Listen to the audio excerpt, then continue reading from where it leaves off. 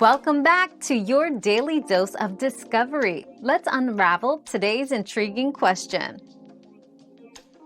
Restoring bad quality audio can be challenging but not impossible. First, use a quality audio editing software like Audacity or Adobe Audition. Start by removing noise. Tools within these programs can help isolate and reduce background hiss or hum. Adjust the equalizer settings to enhance speech or music frequencies that are important.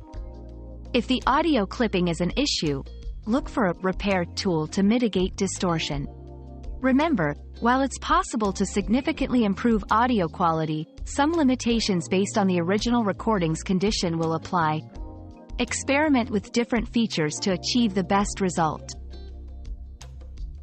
Another mystery solved, but many more await. Keep up with our daily discoveries by subscribing and turning on notifications.